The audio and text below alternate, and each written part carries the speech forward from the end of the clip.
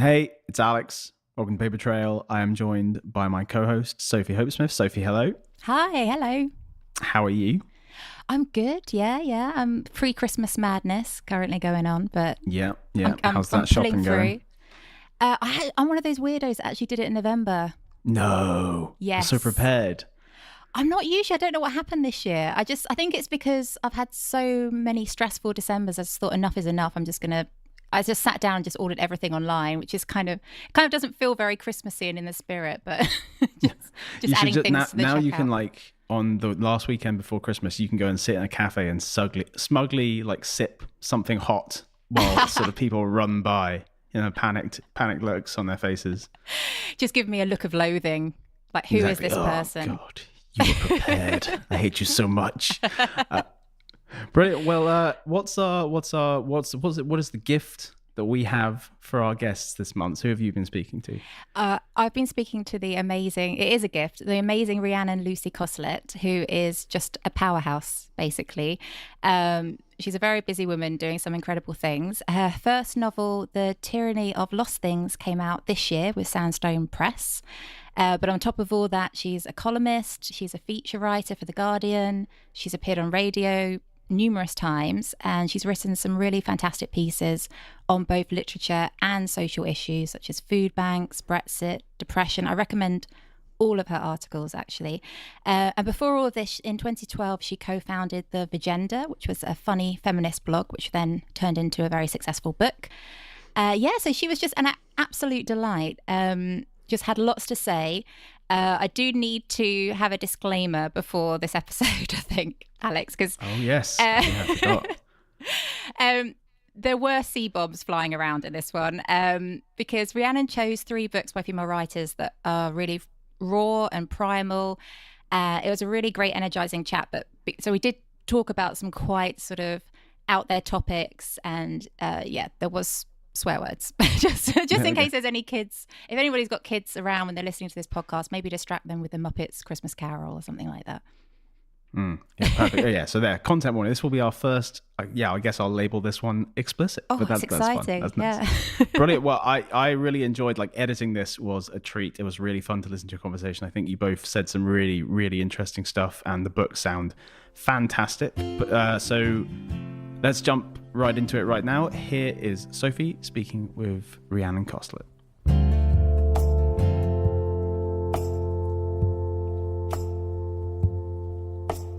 I think for me, it's always been, ever since I was quite young, the quality of the language.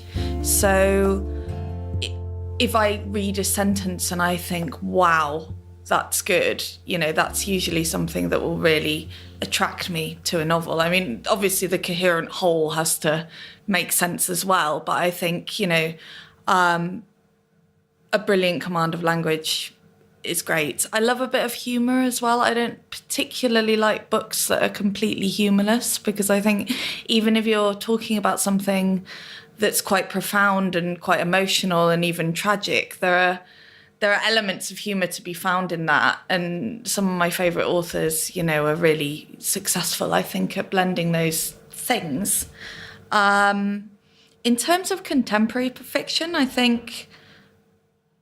Well, we're going to talk about one of my favourite authors today, and I just think, we're at a stage in literature where female novelists are still working out what it means to interrogate femininity through the lens of kind of fiction. And I think that's something that really we're still quite near the beginning of, in terms of, historically.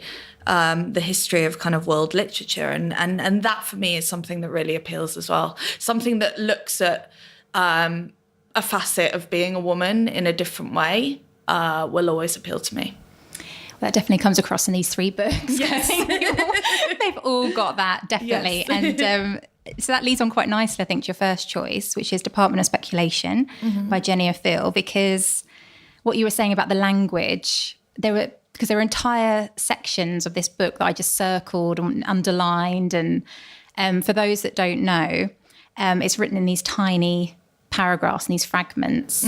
And at least ostensibly, when I sort of read the blurb, it doesn't necessarily sound as if it's going to deliver as much as it actually does, I think, because the author herself has even sort of admitted that herself, like it's about a writer who's got writer's block. It's about a marriage that's falling apart. It's got adultery at the heart of it.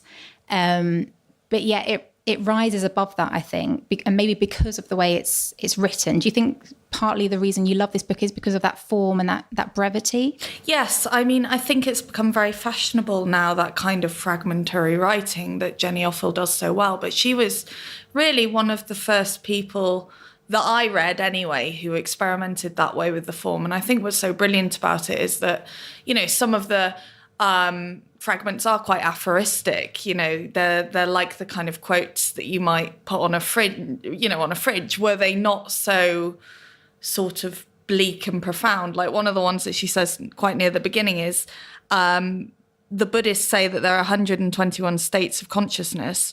Of these, only 3 involve misery or suffering. Most of us spend our time moving back and forth between these 3. And it's kind of, there's a sort of, there's like a humorous edge to that. It's kind of self-referential in its form. And I think what's brilliant about it is that these fragments, which you start out kind of as a reader being a bit lost. You're like, who is this person who is not named? With this husband who is not named. Nobody's named in it. She starts off writing in the first person, and eventually it kind of it sort of transmogrifies into the third person, where they're the wife, the husband. She has a friend who she refers to as the philosopher. There's the sister, the daughter. No one has any names. So you sort of start off as a reader feeling quite lost. You're like, what on earth is going on here?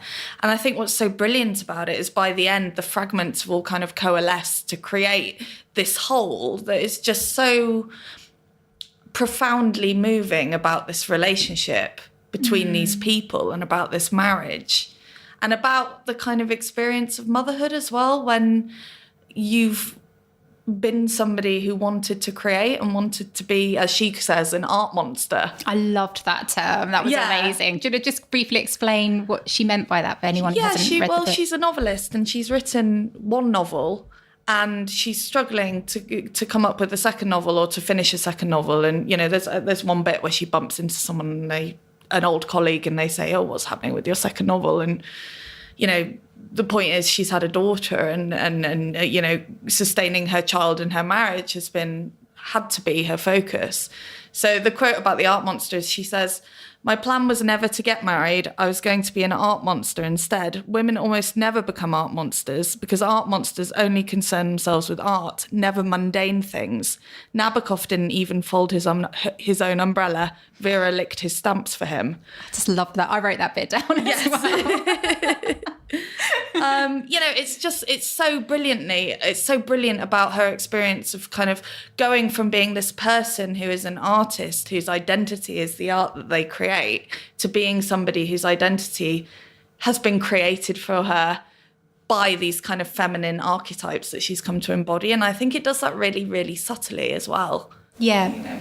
I think you're right that at first you are a little bit bewildered maybe about, because things aren't named or things aren't necessarily clear at the beginning. But for me, the form did sort of tie me into the narrative because it has got this sort of diary entry-like feel to it. And it makes you think, well, it might just be me, but I have sort of scrapbooks where I've written down quotes I like or facts that I like and that kind of thing. And so tonally, it's really interesting. So it will shift from her giving a fact such as antelopes can see the rings of Saturn or something like that, which I didn't actually check, but I took a word for it. I was like, wow, that's an amazing fact. But I haven't actually Googled that. Yeah. But then it will go on to something just so beautiful and condensed. So I wrote down the passage about early on she has a failed pregnancy. And there's a little section there where she says, "I remember that day how you took a $50 cab from work, how you held me in the doorway until I stopped shaking. We had told people, we had to untell them. You did it so I wouldn't have to speak. Later, you made me a dinner of all the things I hadn't been able to eat. Cured meat, unpasteurized cheese, 2 bottles of wine, and finally sleep."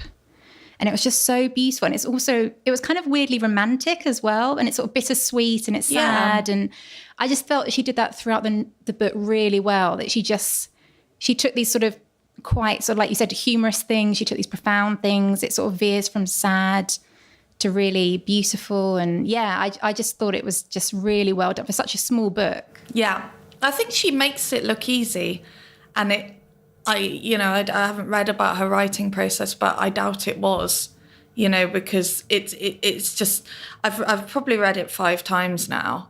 I think partly because when you read something that's structured so brilliantly, you almost want to kind of imbue it so that you can work out how that person did it, because I just think structurally it's brilliant. And that little bit, this husband's been unfaithful to her with a much younger woman, and he started sending her mixtapes. I mean, that's like a gut punch as well, where, she finds out that he's sent her this. Oh, yeah, that bit is... And, and you have got these really gut punchy moments. Like there's another bit where she comes to his work and it's raining, and she is demanding that he get her to come downstairs so that she can see her. And talk to her. And it's, you get these really sad moments, but there's also this kind of undercurrent of bleak, hilarious domestic strife. I mean, the bed bugs, for a whole part of it, they're dealing with these bed bugs. They're never named as bed bugs, but she kind of like puts these little bits in about pest control that are kind of, add to this impression that everything's just kind of falling apart. Yeah, and gradually it becomes more so in that direction, I think, because from memory, I think it's So Scared. Is that it? There's a whole section that just says so scared, so scared, so scared, without any gaps between the words. It's just one paragraph like that. But then the next section, you feel like there's this constant struggle to maintain control, and that's maybe why there's these little observations and the sort of cherry picking of moments throughout the days to sort of weight her in the present, in the moment. Yeah. Definitely. And I think, a review that I read of it in the New York Times, I think it was, it might not be, so don't quote me, but sort of one of the criticisms of the novel in it was that it didn't show the husband's perspective. It was all the wife's perspective. But I think that is what makes it brilliant, is the kind of interiority of it, the way that she's in flux. 1 minute she's bitter, 1 minute she's recalling this incredibly sad but romantic thing he did by making her the post-miscarriage dinner, and it's like, he comes across as weak-willed and selfish and all the other things that, people who commit infidelity can be, but I didn't see it as the kind of, mad ravings of a bitter, jilted woman. I think it's so much more profound than that. Yeah, I saw it. I mean, the word interiority that you just said, that's exactly it, I think. I think it would be such a different book if you made it, if you gave equal weighting to each character and you maybe made it third person, and I don't know, it would just be an entirely different book. It kind of works, and it's so powerful because it is a deep dive into someone's psyche, I think. Absolutely. And someone's attempt to control the situation and try and reason the situation. I think it's really interesting what you were saying earlier about the structure of it, that it goes from sort of first person narrator, and she's not named, and then she becomes the wife around the time the affair happens. And then the final I don't think it's a book where there's really spoilers, but, but I'll be careful. The final paragraph, it becomes we, doesn't it? Yeah. And there's sort of hints of reconciliation, and maybe it ends with a little bit of hope, I think, for the future. At least that's how I read it. I thought that was really, I'd be interested to see, because I had my own theories about why maybe the author had done that. But why do you think it goes from first person to the wife to the final we? Well, firstly, I should say, it's the sort of thing that every writing teacher would tell you not to do. It's up there with all those other banal rules like, show, don't tell, and all those kind of rules that they tell you, which a lot of the writers that I love, including this one, kind of break. Good. She does that. She starts with an I, and much of it is telling, and then she switches to a third person narrative. And I think for me as a reader, the way I interpreted it was almost as though the pain was such that she has almost had to look at it from a distance. So that's why she kind of shifts perspective, is because actually saying the I is too painful. And I think also, you do have these archetypes of the husband and the wife. And I think another theme that kind of comes out in this book is just how tediously predictable his infidelity is. It's like, she even mentions that, from a anthropological perspective, 5 or 6 is the sort of age that a child can survive on its own in the wild, and is also the age at which men in long-term relationships commit infidelity. And she kind of links those two things. He doesn't need to be provider anymore. He's going out to kind of sow his wild oats. And so I think by reducing it to the third person where she is the wife, the wife is very angry, the husband is doing this, it kind of adds a universality to it that, while perhaps that is unfair, I think it also kind of speaks to the stories that we tell ourselves as humans. And I think the man leaving his wife for a younger woman is very much, a culturally embedded narrative that we're all familiar with. Yeah. What do you I really like that interpretation. I was thinking about the idea of speculation, especially because rightly or wrongly, I think Jenny Offill's been sort of grouped often into the autofiction category, which is very sort of trendy right now, and even though it's been around as a term for quite a while, sort of fictionalized autobiography. And because the author herself had suffered from depression, because she herself had writer's block and took a long time to write this, her second book, I think there has been a lot of speculation actually about what in this is about her, what is being drawn from reality, what is completely made up. And I almost wondered, this could be completely a rubbish theory, is that maybe it is very autobiographical up until that point. And it was almost like her facing her worst fears in her own life, because the sort of fear of unraveling with her own depression, the fear of what would happen if my husband left me, and cheated on me. And it's almost that confrontation with the dark sort of thoughts that run through your head. But yeah, that was one theory I had. But just because it was interesting, this idea of blurring between truth and, and fiction, I think, in this book. There is an argument that, does it really matter? What do you think? Well, I don't know. I think that's a really interesting interpretation. I think the whole autofiction thing is very voguish at the moment, isn't it? It's very in fashion. But it's not a new term. It's something that people have always... if you look at the bell jar, that is basically Sylvia Plath's experience of interning at a fashion magazine. I think she was in her late teens, maybe early 20s at the time. So you could call that autofiction if you wanted to, or, some of the work of Virginia Woolf, or, myriad people. And I think it was coined in France in the 80s anyway, wasn't it? But I think what's interesting is that it's becoming less important whether or not something is fiction or non-fiction. And, that's what I like, as opposed to the term autofiction. I like the idea that, we're breaking down these categories in general.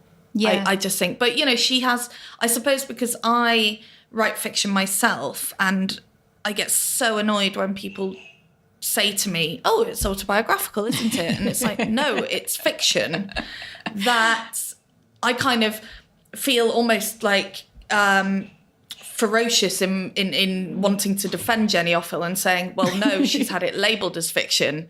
It is fiction. We mustn't go looking for autobiographical references. But of course we do. Writers are all magpies. We steal all kinds of things from real life. So I found myself doing a terrible thing when I read this book as well, where I'm very ashamed of this, but I actually did Google her to see if there had been problems in her marriage and things like that. Wow. Okay. I know how that is so voyeuristic. And then obviously it was fictionalized and she's happily married and there wasn't any of that. But because I'd read about this beforehand, I think I sort of knew of her without having read any of her work. And I had this moment, I thought, what am I doing? Yeah. Why does it even matter? And like you said, there almost is no need to categorize like that. I think it is a human, horrible, gossipy instinct. But you're right, because I think, she's chosen to have it classed as fiction. And like you said, I think if you write, it probably is very annoying to constantly be told, that must be autobiographical. And it's like, well, no, actually, that's come out of my own imagination. I've worked hard at that. At the same time, I feel like they do blur into each other, and you don't need to categorize like that, because obviously there's always going to be a little of you invested in whatever you write. Even if you write science fiction or an alien invasion, there's going to be your perspective of what that would be like. Oh, of course. I think maybe I was being a bit pig-headed in the fact that I didn't Google her at all and know absolutely nothing about her. She could be, living it on Mars for all I know. So I've had the opposite reaction to you, which I think is quite interesting. I think you come out of this a much more moral victory, to be honest. Not at all. I think we're always going to be interested in the biographies of writers and how they inform their work. It's human.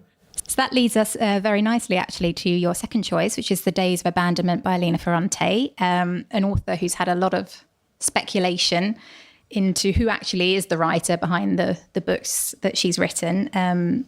Sadly, her anonymity has not been respected.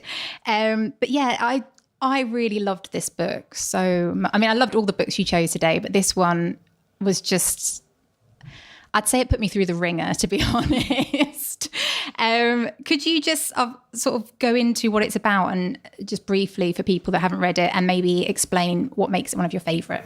Sure. It was actually the first Elena Ferrante book I read. I think it was certainly before she'd published the Neapolitan Quartet in its entirety. And I just happened to pick it up in a bookshop. And because I studied Italian literature, I was like, wow, this sounds amazing. So I love Italian writers. And it's about, again, it's told completely in the first person. It's a woman called Olga, who's 38. She had a kind of young aspiration to be a writer, but now she is a wife and mother to 2 children. And at the beginning of the novel, her husband, Mario, leaves her for a much younger woman who he's been seeing behind her back, it emerges, for 5 years, starting from the age when this girl was 15. And so the book has that same kind of interiority that the Department of Speculation has. It's basically Olga's descent into what she refers to as an absence of sense over the course of several days, when she's in the apartment with her 2 children, Ilaria and Gianni, and their dog. And things eventually get worse and worse and worse in a kind of cataclysmic way, both domestically and psychologically. And you're with her every moment of the way. I mean, I found it life-changingly good. I just think it's a work of absolute genius, psychological genius. How was it life-changing, just in terms of the sheer writing and the bravado of it, or? I just think it's so visceral, and her anger, because again, we've been talking a little bit about archetypes, and I think the archetype of the scorned wife is one which is it's so unpalatable socially. And she is all of the things. She is bitter, she is angry, she is physically violent towards her husband when she sees him in the street with his girlfriend. Her language becomes obscene. At one point she says, I went from using a refined language, attentive to the feelings of others, to a sarcastic way of expressing myself, punctuated by coarse laughter. She kind of, it's just like, it's almost, the whole book is kind of steeped in a kind of feminine fury that I just love. Yeah, I found it just sublimely cathartic, I have to admit. Because, yeah, I agree with absolutely everything you've just said, because I had the exact same reaction. And I mean, on the surface, there's obviously parallels with Department of Speculation, because it's about, a marriage that's in crisis. It's about a husband who's been adulterous. But I'd say if Department of Speculation, it felt like a very, clinical surgical instrument sort of trying to pull out a tumor from this couple. This book just felt like a bludgeoning to the heart for me. It was such a, like you said, visceral, raw, and I also wrote down, because it begins with this killer sentence. Oh, I think it's a brilliant sentence, which is, one April afternoon, right after lunch, my husband announced that he wanted to leave me. And it starts off quite detached, I think. And there's an element of denial, I think, in the first few pages, that she doesn't quite believe that he's not going to come back. And there's an element of sort of like she doesn't quite want to believe it's actually happened. And then, as you said, this sort of cataclysmic mounting of tension, of just sort of mental unraveling, really. But it's just so brilliant as well, because I think you're right. It challenges that archetype of just sort of being very passive about it. And I also wrote down, she says to Carla, this sort of younger woman that he has left her for, like you said, the coarse language. I've written down a whole paragraph that I won't repeat here because it's quite long, but it's the one that says sort of, she's seen that she's wearing the earrings that she thought were an heirloom for her, that was meant to be for her. And the husband has sort of stolen them from her, ostensibly from the house, and has given them to the 20-year-old. And she just says, give me those earrings, give me those earrings. And she goes off on this amazing thing. I just do the very beginning of it, which is, I wanted to rip them off her together with the ear. I wanted to drag along her beautiful face with the eyes, the nose, the lips, the scalp, the blonde hair.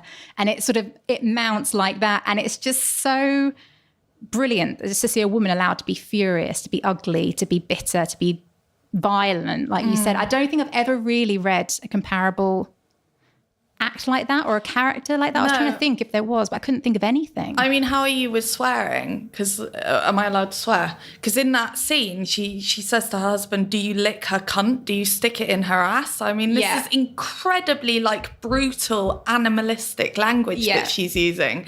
And I think there's a kind of freedom in that almost. It's like, whoa, a woman is saying these things. And, like you were saying about Department of Speculation being forensic, I think, that's almost one of the profound differences between Anglo-Saxon, particularly American literature, and Italian literature. It's you've got the kind of American Puritan tradition where a kind of sparseness of language is prized. They don't like florid over explanations, and they don't like kind of unconstrained emotion, and they don't like too much description, and they don't like too much telling. Whilst Italian, this is just the opposite. It's unrestrained fury, and it's brilliant. And I think it's brilliant about femininity and about bodies and about motherhood as well.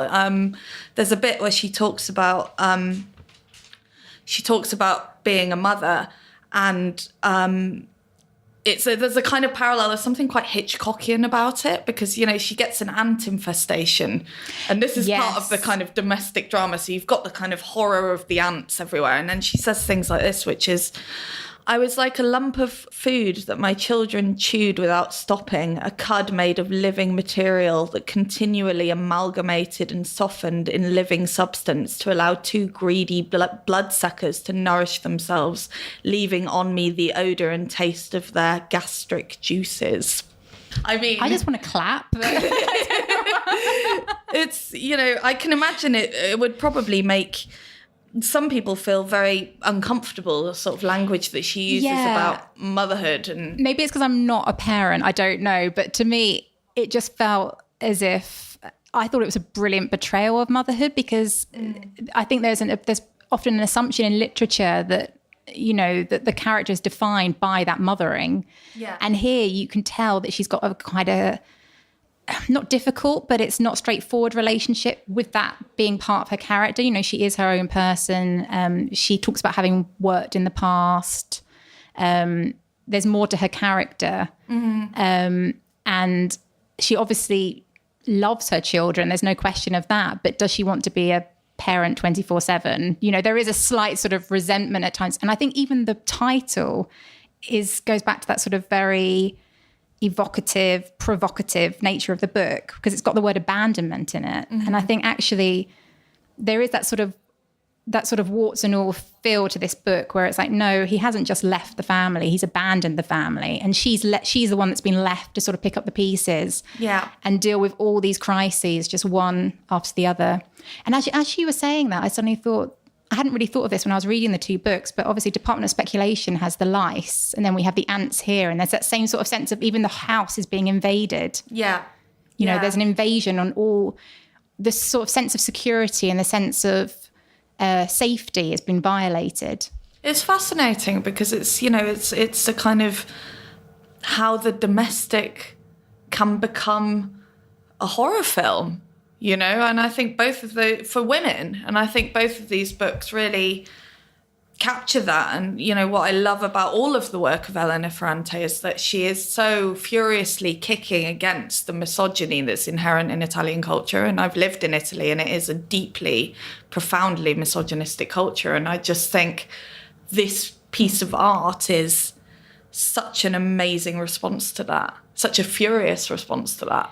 Yeah, and there's just so many set pieces that, I mean, I think the last time I read something where I was cringing and wincing and just almost in pain from it is there was a scene in, I think it was Solar by McEwan years ago. There's a scene in that was really, if anyone's read that book, they'll know what I mean. But here it was relentless. There was almost atrocious incident after sort of wincing incident. So you've got the ant invasion, you've got a whole section with the dog that I won't even go into that was just absolutely sort of fist in mouth. And then there's a sex scene with the guy, I think his name's Carano, which is just so brilliantly done. And it's so cringy, but it feels so real. And just this sense of them fumbling and half wanting to do it and half not wanting to do it. And I mean, yeah, did you have the same sort of it's physical brilliant. reaction? Sort of blows cat person out the water, doesn't it? I mean, in terms of bad sex, I think she wins the proverbial trophy, you know, and not for like bad sex as in badly written sex, but just terrible sex, because it's sordid, it's uncomfortable, it's a bit desperate as well, very sad, you know. It's just kind of, and then she goes back upstairs and has to deal with more, and the whole key and the door incident. Oh god, because you know she eventually ends up kind of trapped in her apartment. Which... And in that sex scene, she just constantly is saying like, "Do you find me beautiful? Am I attractive?" And it's just it was just so well done. I think for a book to have that kind of physical reaction on you, and like you say, I think actually I was going to talk about the sort of the type of writing you're drawn to, because I think all of the authors you've chosen have got quite a sort of exacting, emotionally raw kind of tone to them. And it feels quite intimate. It feels quite authentic. Is that the kind of writing you're drawn to, maybe more than the sort of self-consciously poetic or whimsical? Or do you feel there is a distinction, or do you think it is just good writing to you and you don't really make that kind of distinction in your mind between the kinds of styles? I mean, you know, instinctively, I want to say that I loathe whimsy, but then, you know, you could say that something like Maches is whimsical in its way. So, you know, there are obviously writers who I think do it in a very successful way, but I think it has to be knowing. It has to be done with a smile, I think, with a kind of smirk. I think with this, the emotional honesty of it is kind of, I don't know. I mean, I think my next author and Jenny Offill have more in common than I think Ferrante does with either of these. I suppose the thing that links them all, and part of the reason I kind of chose them from a thematic perspective, is that they're all to do with women grappling with relationships, and sort of grappling with the kind of gender dynamics in relationships as well. And I think, you know, in light of Me Too, it's kind of quite interesting to revisit all these female authors who've been looking at that sort of thing. But I think what I admire the most about all of them as a kind of collective is that I just feel that they've done it in a way where palatability hasn't figured. I mean, there's a kind of all of these feel in some way unmediated, although of course they are. And I think that's quite a talent in a writer, that it's almost whatever the style, whether it's kind of, you know, the sort of telling style of Elena Ferrante or the more kind of forensic style of Jenny Offill, I think it's very, very difficult to make your work seem unwriterly when you are dealing with things that are so emotional. Does that make sense? Yeah, it does. You know, it's almost like you forget that this is something that somebody has consciously created in a kind of methodical way. It feels, you know, there's a kind of telepathy to it, I suppose. You sort of feel the things that the people are feeling. Yeah, it's such a skill, I think, like you say, like it almost feels I think because it isn't sort of wrapped up in obvious like self-conscious metaphor, and it doesn't, you know, that kind of digression, that it seems almost on the surface you'd think, oh, I could replicate that, and it'd be quite straightforward. But actually, I think it would be so difficult to replicate that kind of rawness and that kind of authenticity. And actually, to write a book like this, like you said, they make it look easy, but I think to actually try would be so hard, because it does feel as if, I mean, if Department of Speculation felt like I was sort of sneaking a peek into someone's diary or scrapbook, this was like, I felt like I really knew Elena Ferrante, and I was like, I'd met her for coffee, and she was just giving me, you know, the update on what had happened over the last week. And there was just a real sort of, there's, like you said, unmediated, like a real venting of emotion. And I just, yeah, I think that's quite rare, actually. I don't feel like I read that many books that have that kind of sustained emotional note. Yeah, I mean, you sort of feel like you are Olga, like you're going through the world as Olga. And I think, you know, that is an incredible achievement for a writer. And I, you know, when I first read it, I had to keep putting it down because it actually made me feel a bit funny. Because that's the other thing, you know, Elena Ferrante writes brilliantly about anxiety. Yeah. And, you know, states of kind of psychological, what would be called madness, you know. She says in The Days of Abandonment, I felt like I was dissolving into liquid. And in My Brilliant Friend, her Eleanor, the character Eleanor's friend Leela, talks about having this feeling of like dissolving margins. It's the language that she uses to talk about madness. Feminine madness is, I think, really visceral. And yeah, that's why I had to keep putting it down, because I was like, too much. You know, I'd be amazed by anyone who was able to read this in one sitting. Oh my God, I had exactly the same thing. Yeah. I felt, as I said, I felt emotionally punched, and I almost felt like I'd been cheated on, and I just wanted to like throw something. Like, you ended up really feeling it, I think. And yeah, what you were saying about that kind of mental health and how she talks about anxiety, because yeah, I love that line that you just read. And in Days of Abandonment, she talks about how she has this sense of falling, but she ended up, and this is where the quote starts, nowhere. There was no depth, there was no precipice, there was nothing. And the book does feel a bit like that, just a person in free fall, just desperately trying to find ground, trying to root themselves again. And it's just chaos everywhere. And yeah, I thought that was just so brilliantly done, that you're kind of cheering Olga on, but you're also desperately worried for her, I think. Yeah, how did you feel about that side of it? Yeah, I mean, you really kind of, you just feel it all with her. And what's great about the ending is that, without wanting to do any spoilers, again, it's not really a spoilery book. It's, you know, is that you have this high drama and then it's okay. And I don't know what you thought about it, but I think the contrast between those two states was really kind of, she gets to a point where she accepts the state of affairs as they are.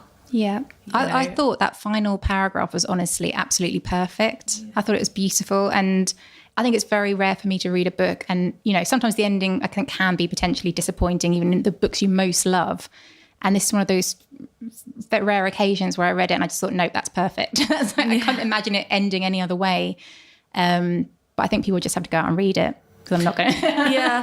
I think there was like, you know, in horror films where it's like, you think it's all over and the monster's dead, and then like in the very last frame you like see an eye open or something. I think she talks about how with her husband, with her, you know, with her children, she says, how much of him would I be forced to love forever without even realizing it, simply by virtue of the fact I loved them, about her children. And I think that's kind of like, there's like this sort of horrific realization at the end that he's always going to be in her life and she's always going to have to deal it's with making me think of Carrie, like the arm coming up through the tombstone at the final frame. Anyway, big recommendation. On to your third choice, which was Bad Behaviour by Mary Gateskill, is it? Gateskill, yeah. Gateskill, yeah. Okay. I was worried about massively mispronouncing names. But this is a short story collection published in 1988. And I thought it was interesting what you were saying about examining these views of women and different types of women, especially in light of the Me Too movement, because as this is the oldest book out of the three you've picked. Mm-hmm.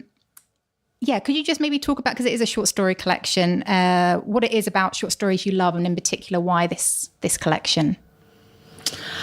I think as a form, the short story is almost harder in some ways than a novel for the writer. I mean, when you read a brilliant short story, usually what has happened is that a whole world has been conjured in a few pages, and you feel a kind of profound affinity with these characters, or you feel something profound about these characters in a way that I think is much easier. That's a feeling that's much easier to create in longer form, and I think in a short form, if you succeed in doing that, it's just brilliant. And I think she's an example of someone who does that. I mean, they're nine short stories. They're mostly about people in their 20s, living in New York City, working in the arts, who have no money. They're about people really who just don't know how to connect with each other. It's about connections, and it's about... I first read these when I was about 14, so I was way too young probably to be reading these, but my mum had them. Someone she'd shared a squat with in the 80s had them and had lent them to my mum, and my mum had never given them back, and I now have never given them back, even though I see this woman quite often, and I've never mentioned the fact that I still have this book. But I picked it up off the shelves and started reading it, and I think what appealed to me even at the age of 14 when I first read it was that I was like, wow, sex can be weird and dark and unpleasant and horrible. And I think that's what's so brilliant about this short story collection, is the kind of bleakness of these relationships. And I thought that at a time when stories like this are becoming popular again, I think partly because of Me Too, I thought it'd be interesting to revisit somebody who was honestly doing it very, very well, probably better than most contemporary writers 30 years ago. And, the concerns that she talks about are largely the concerns of today. I don't think there's that much that's changed, really. Yeah, I felt the same, actually, because I feel like a lot of the stories are set in a sort of, not all of them, but are set in a city landscape. And it all feels, you can imagine the neon lit signs, you can imagine the sort of dark alleyways. And I think she's really good at conjuring a sense of place. Which I think your book, The Tyranny of Lost Things, does really well too. Oh, thanks. Because it's both a love letter and a lament to London in lots of ways, isn't it? I think is that fair to say? Like, it feels like you're seeing it through this sort of gentrification, through change, through different zeitgeist movements and things like that. And I think, as you share that, both of those things, I think that a real sense of place and time. I was going to ask you that very question, whether you think it has dated Bad Behaviour, because I didn't think it had. I agreed with what you just said, that I thought it was surprisingly still felt so contemporary. Yeah, I mean, obviously it's dated in some ways, in that, some of the language, like she says homosexuals, not in a not in a pejorative way, but just as a describer instead of gay people, and stuff like that. But in terms of the actual relationship dynamics and the things that are going on, and the kind of sexual and emotional masochism that's going on, and the sex work and the exploitation, and I think kind of more largely the sort of mean, petty little cruelties that humans wreak on one another, I think she absolutely nails it. I mean, the title of the collection is Bad Behaviour, and that is nobody behaves well in this collection. There are no angels coming out of this. And in one of the stories, I think it's the one called Daisy's Valentine, one of the characters says there are no pure people. And I think that could almost be the kind of maxim of this collection. Yeah. And, it's sort of wry and dark, and it's kind of bleakly funny as well. One of my favourite bits is when it says, they made love once a month. It didn't last long because they both thought it was monotonous, and because Diane was disgusted by most of the things that made it last longer. And it's kind of that sort of thing. There are these witty asides which stop it being all kind of like, oh God, we're in our 20s and we have issues. Yeah. Which is something that, I think would turn off older readers, Yeah, there is a brilliant humour to it. Which, that there's quite a few lines like that are just so funny, like you said, that sort of lift it from this sort of slightly seedy landscape sometimes into it just really humanizes it, and it's just very, very funny, very droll. Yeah, I mean, one of the ones is called A Romantic Weekend, which is obviously ironic, and it's about a couple who've gone away together. He's married, she's young, and he's kind of mistakenly thought that she was a masochist, as has she, and it kind of emerges this is during such a good this one. weekend that she isn't in fact a masochist, and they just have this horribly embarrassing kind of weekend where he's trying to do all these things and she's bored mostly, and it's just, the comedy in it is kind of really uncomfortable and sort of dark. And yeah, that was one of my favourite. I was going to ask if you had a favourite actually from the collection. I don't know, it's really difficult to say. I really love I like Something Nice, where the man That's the one he I doesn't picked. fall in love with, but he becomes obsessed with this sex worker, and he thinks that what they have is something different to what she has with all of her other clients, and he kind of. I think there's one point where she says, I hate this job, I hate it. And he's going, don't worry, I'll pay for an extra couple of hours so that we can relax together. And it's just kind of like, you can see it. That's exactly what she wants. Yeah, you can kind of see it from her point of view. And it's brilliant because he concocts this kind of fantasy around her and the kind of person she is. And then he tries to get her to go on a date with him so they can act like they're in a real relationship. And she stands him up. And then when he goes back to the brothel, she's quit her job, she's left. And I think then a year later, towards the end of the story, he's in a diner and he overhears, and a lot of these conversations take place in diners, and there's this kind of Hopper-esque alienation to everything that's going on. And he overhears her conversation with somebody else, and she's like bitching about a mutual friend of theirs and talking about how she's working at a museum. And it's just kind of like you suddenly see her as a completely different person to this persona that she's confected as a sex worker, but also this persona that he's projected onto her. And I think that's done really, really well. Yeah, I 100% agree. That was actually my favourite in the collection as well, because I think it really neatly encapsulated a lot of the themes throughout it. And a lot of the stories, I think you start off thinking that the women, you worry that the women are maybe perhaps submissive, or they're being controlled or overly sexualized by men. And I think in every story, often it's much more subtle than that. And the tables sort of turn. And you end up thinking that the men appear to be the ones that are sort of pathetically locked in their own claustrophobic roles. And I think that's a really good example where at the end, it's sort of got this poignancy, and he just seems so poignantly pathetic, I think, because he's just done his Christmas shopping for his wife, and he's sitting there, and she sees him and he sees her, and she doesn't even, Mary Gaitskell doesn't even describe her as being particularly embarrassed or anything like that. She just completely blanks him, is just getting on with her conversation with her friend, and you get the sense that she is not the one that's ashamed, rightly, as a sex worker. She's ashamed for him that he thought he could buy someone's affections like that, and he's acted out this entire fantasy. And I thought that was just such a brilliant, she just threw, in every story she did that, she just subtly changed it. So you start off thinking there's one power dynamic, and actually it turns into something entirely different. Yeah, and I think, she breaks another writing teacher's rule, which is in the story about the couple on the masochistic weekend, is that she head hops constantly. So you see what he's thinking, then you see what she's thinking, and it kind of makes for the comedy, the way these two people are completely misinterpreting this situation and the way that the other person feels. And I think, that's what's great about it as well. I think there's so much here for women to relate to. I mean, one of the bits in that where she said, she writes, you know, and this is when he's kind of struggling with this woman who he thinks is a masochist, but turns out not to be. And he says, with other women whom he'd been with in similar situations, he'd experienced a relaxing sense of emptiness within them that made it easy for him to get inside them and once there, smear himself all over their innermost territory until it wasn't theirs but his. And then he says, this exasperating girl, on the other hand, contained a tangible somethingness.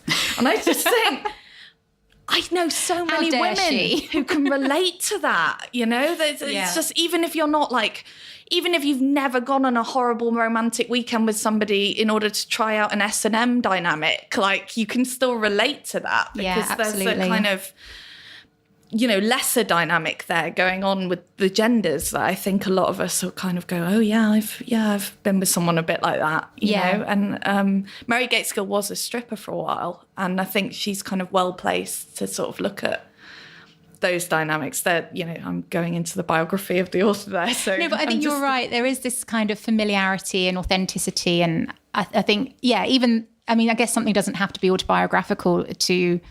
Not, you can tell that it's drawn on something from her life, like and that it has that authenticity because of that and familiarity. And she does sort of subvert tropes, I think, and subvert sort of stereotypes. You know, like this. You know, you might have a fixed idea of you know, the angel Horth, you know, thing going on, and she completely subverts that.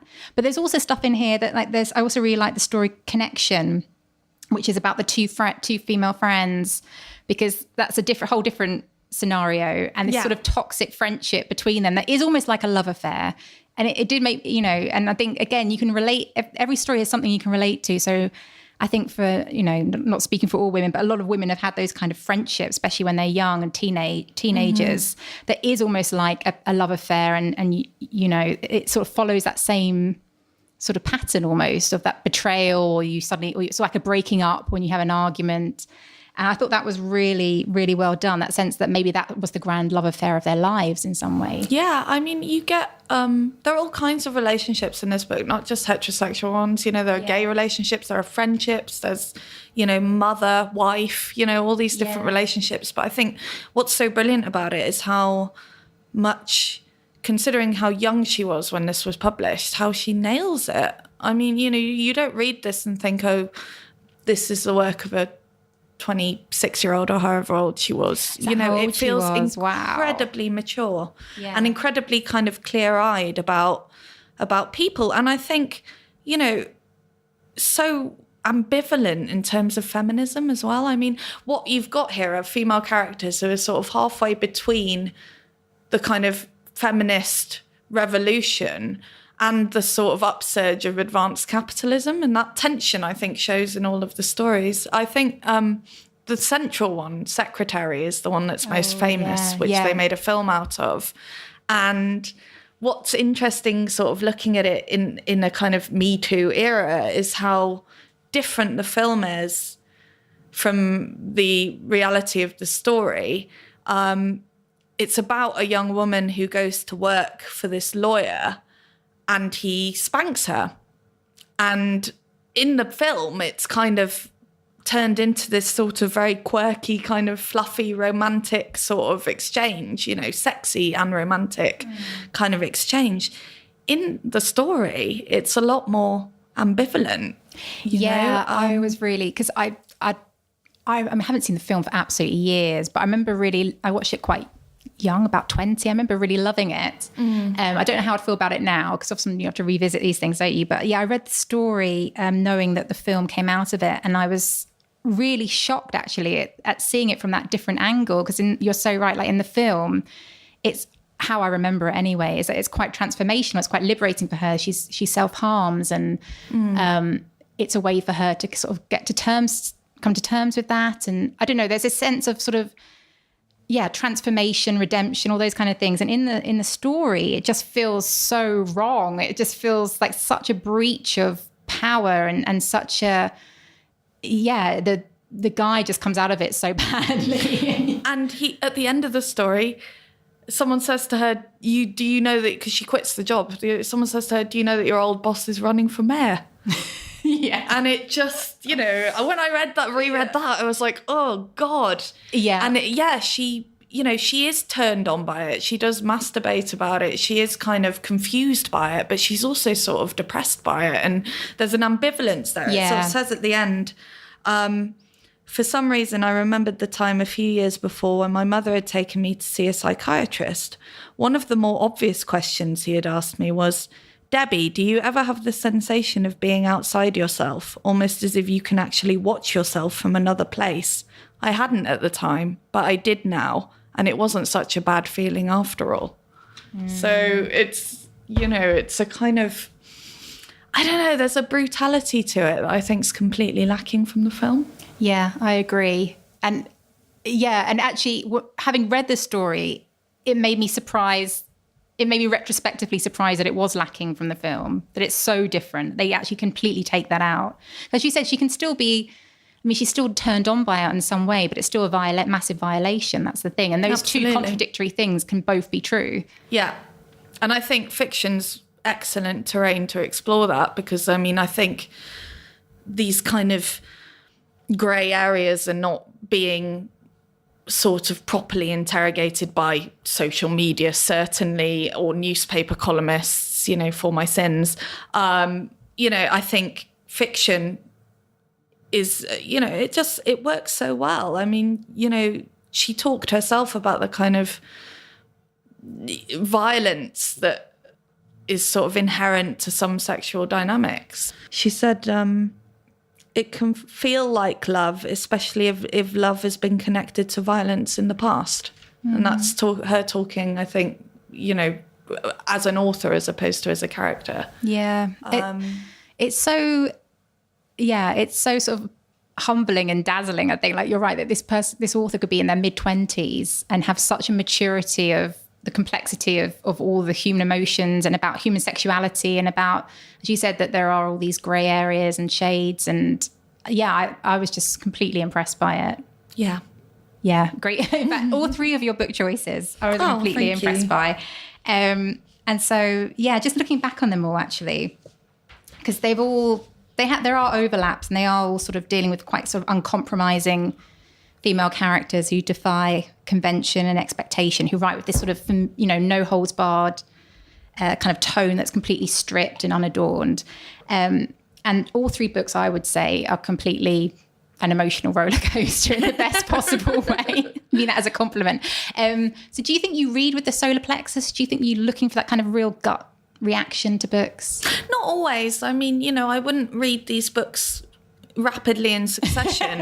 You'd need to lie down, wouldn't you? I'm not a snob when it comes to reading. I will read any old shit, to be honest. Good for you. Me too. Because I think, you don't want to be kind of interrogating the feminine experience all the time. Sometimes you just want a laugh, or sometimes you just want to read something that zips along that you'll then, something disposable that you'll then throw away even. I think there are all kinds of books out there that can be read and enjoyed. But what made these stand out was just how brilliantly, I think, they write about women. And I think, women's lives are still kind of untapped territory in fiction, and certainly in literary fiction, that is deemed important by the powers that be. So, I think I consciously chose three female authors, some of whom, I think Eleanor Ferrante is probably the best known. I think the other two are not well known, particularly outside of kind of readers of literary fiction, because I think that writing has so often been slightly pushed to the margins, and I think it's really important that we engage with it. Yeah, it was very refreshing. You've also... we haven't had enough time to read. I really wanted to talk more about the Tyranny of Lost Things, but you also have a female character in that I think is incredibly well drawn. Oh, thanks. So did you feel that you consciously wanted to sort of express some of those things that you've just talked about, those same themes in the Tyranny of Lost Things? I think it's weird, isn't it? Because I read the Mary Gates girl when I was 14, and it's got all these horrible sexual relationships in it where like kind of dark stuff happens. And then I kind of grew up into being a woman with friends and acquaintances to whom horrible, dark sexual stuff has happened. And I think, you know, there's a scene in my novel where a man that the female character is sleeping with puts his hands around her neck while they're having sex. And that is something that an alarming number of women that I know have experienced in their kind of everyday sex lives. Yeah. And so I think if you're going to write truthfully about human experience, about female experience, you have to kind of go there. And so while I wasn't consciously going, oh, I want to write, you know, a bit that's a bit like Mary Gateskill, I think her fearlessness in confronting those things inspired me as a writer to go there in a way that possibly might make my dad uncomfortable if he's reading it. Like, you know, but I think you do have to go there, even if it is taboo or if it is uncomfortable or if it is complicated. And I think that's what all these women have done. They've kind of fearlessly emoted. And I hope that's what I've achieved with my book as well. And I think, you know, as a writer, there's always a risk that you kind of emote too much and it becomes overwrought or melodramatic or all those other words that are used by male critics about female writing. But as if those are bad things. Yeah, but I think you have to go there. I mean, the Days of Abandonment is hugely melodramatic, you could say, if you were that kind of person. I personally found it dramatic. I think absolutely. Yeah. I say let's have more fearlessness. Yes. And if people want to find out more about your fiction, about your journalism, where can they find you online?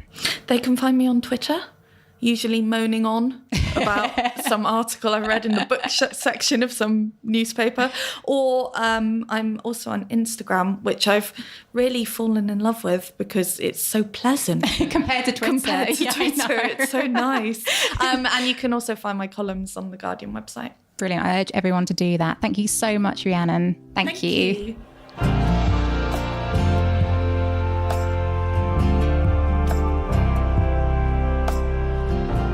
Thanks for listening to Paper Trail. Thanks to Rhiannon for coming on the show. You can find links to all the books we talked about today in our show notes, as well as on our website, papertrailpodcast.com. Our music is by Scott Bratton. If you enjoyed the show, you can let us know on Twitter at papertrailpod. You can share us with your friends there as well. And if you'd like to give us a gift this festive season, why not leave us a rating or a review? We love getting those. We'll be back next month with another episode. Until then, thanks for your time.